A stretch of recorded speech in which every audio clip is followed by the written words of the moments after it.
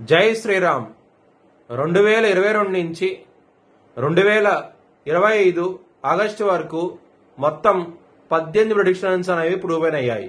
ఇవన్నీ కింద డిస్క్రిప్షన్లో ఇవ్వడం జరుగుతోంది. యుక్రెయిన్ అధ్యక్షుడు జెలెన్స్కీ 2026 జూలై లోపల ఆయన రిజైన్ చేయడం కానివ్వండి, లేకపోతే మరణించడం కానీ జరిగే అవకాశాలు ఎక్కువగా ఉన్నాయి.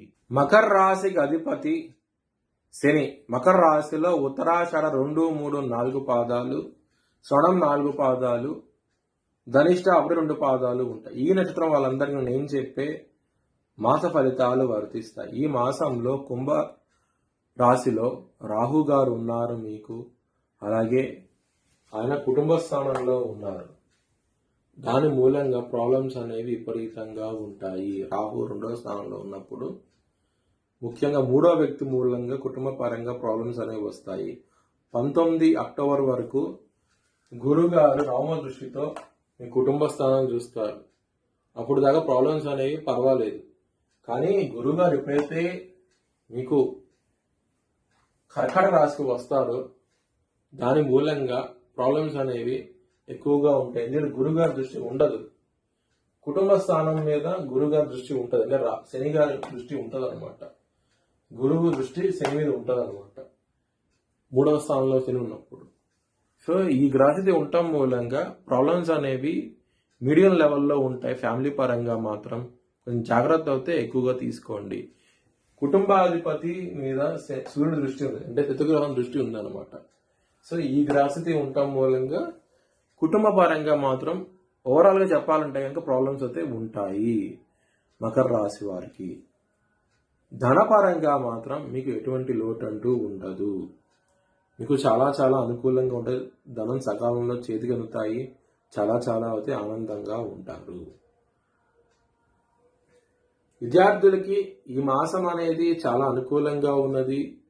మీరు ఏదైతే కాలేజ్లో కానివ్వండి, యూనివర్సిటీలో కానీ అప్లై చేయాలనుకున్నారో ఖచ్చితంగా సీట్ రావటం, కాన్సన్ట్రేషన్ పవర్ పెరగటం, మార్క్స్ మంచిగా రావటం, ఇలాంటిగా పాజిటివ్ వేలో జరిగే అవకాశం అనేది ఈ మాసం అంతాను.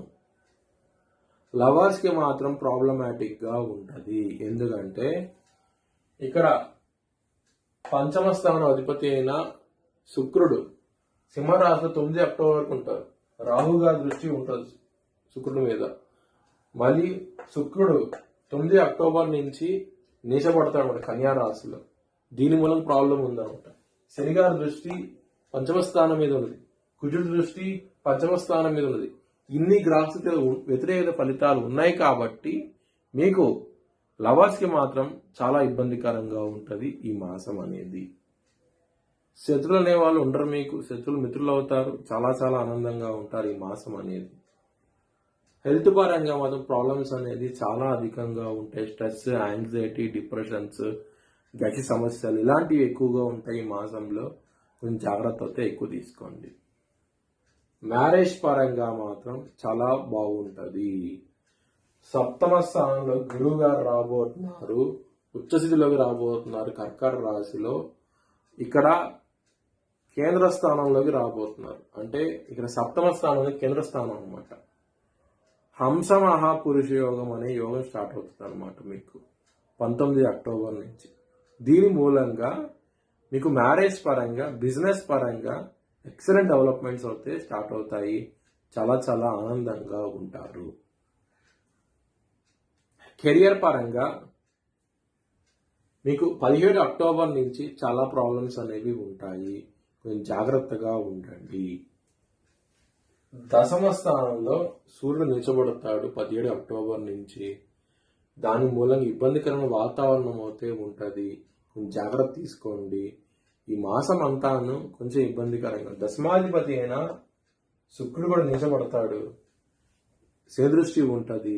సో ఈ గ్రహస్థితి ఇలా ఉండటం మూలంగా మీకు వ్యతిరేక ఫలితాలు ఉంటాయి. ఈ మాసంలో మాత్రం కొంచెం జాగ్రత్తగా ఎక్కువగా ఉండండి. ముఖ్యంగా 17 అక్టోబర్ నుంచి మాత్రం చాలా జాగ్రత్తగా ఉండండి. వృత్తిపరంగా ప్రాబ్లమ్స్ అనేవి ఉంటాయి. మీ భవిష్యత్ వివరాల కోసమై హెచ్ఎల్ఎన్ జ్యోతిష్యాలను సంప్రదించండి. Please like, share and subscribe my channel.